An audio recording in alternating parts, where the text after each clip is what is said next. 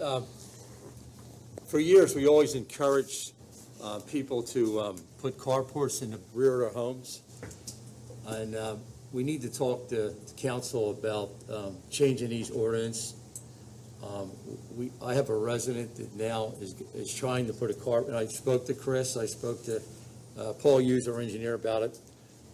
He's scratching his head because he goes out his backyard and he wants to put a carport in the same size as his neighbors, and there's one next to him, one on the other side, one across the alley, one down the alley, maybe 20 of them in the alley.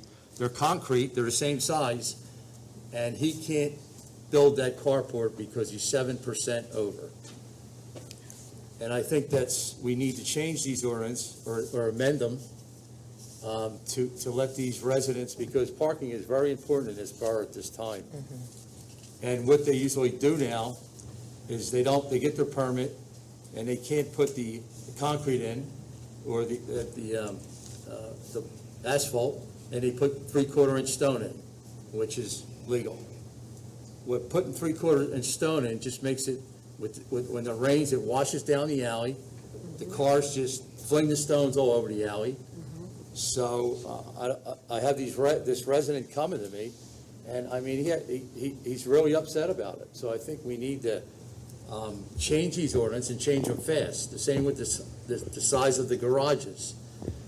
Just this week, we had somebody approach us. Yeah. Wants to put a beautiful garage up, has two beautiful cars.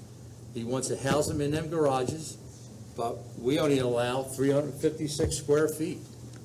And to put one single car in there, I mean, half of the people sideswipe the side of the garage door, or they damage their car. So I think we need to change these things to help this community function. And I think the carports are very, very important to get the cars off the street. So this gentleman, Mike, how do we help him? He's 7%, and send him to zoning. I mean, okay, send him to zoning. $500-600. I mean, we're just discouraging these people from doing that because we're putting them through the ringer. You know, so we have to find a solution for them. Well, I think, Bob, two things, Bob. First, zoning rules are written broadly.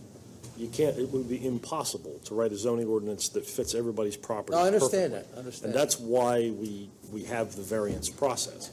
It's maybe not convenient all the time, but it does provide the safety valve for something like this, where if he's got a truly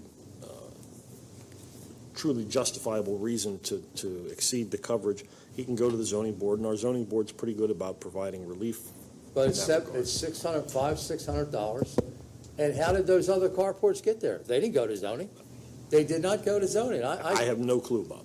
Huh? Well, I don't know. I think that the big picture issue is something that Tina's committee is working on. Hi. Yeah. So what I would recommend is for those specifics, if we can get them to me, so that our team, once we start getting rolling with what it is that we're looking for the vision, and that work should probably be done after the holidays, where we're actually starting to write things. We talked about potentially even bringing in ordinances and actually having that committee get started with reconstructing ordinances based on the feedback from our community in the survey that's still out there, that's still got a couple weeks left. Please make sure you take your survey, take it once, give your husband, let him take it. Please get your voices out there. But if there's those specifics, we can bring those into this team and really start writing it. It's not solving the today issue, but it will solve the moving forward issue. But we have to move swiftly on it because the garage thing has been out there for 4 or 5 years. So that's why I want to bring some of the ordinances into this committee as we're working, rather than waiting till the plan is created and then create another committee to then start doing it. I'd like to bring it to the working team and really put out some product. The team is ready and raring to go to actually put forward a product. Right now, we're in the collection phase. Put that right. Right. to them. So right now, we're collecting. I want to get on the work starting the first of the year. Because I'll tell you, my district is not bad. I mean, there's a lack of parking, but if I get down at Ikey's in Springville Avenue, them poor people with the restaurants and the bars down there, I don't know how they survive down there. I mean, the parking and the noise, and I mean, I go down there and I just have to look at how fortunate I am to be in my district, you know, and we don't give people relief for these parking that we really need to help them, and we needed to do swiftly. We needed to do like tomorrow, not put it on the back burner like we usually do. Let's get it done. So Bob, on that note, that's what the whole idea of the new comprehensive plan. I understand that. Which is something that the residents and our businesses need to understand, that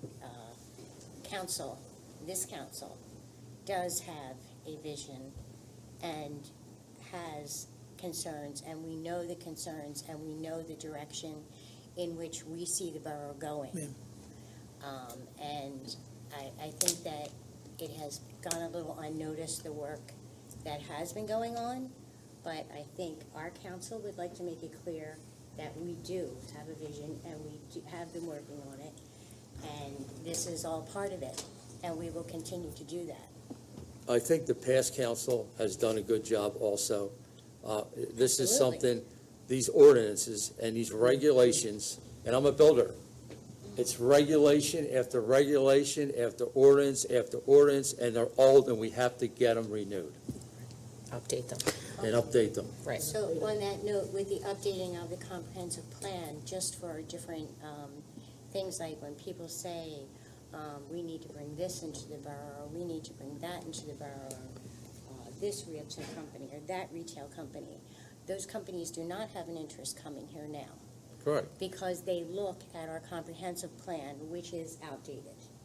And until that is corrected, that will be an issue. So yes, this council all is working together to change that for the residents of Conshohocken.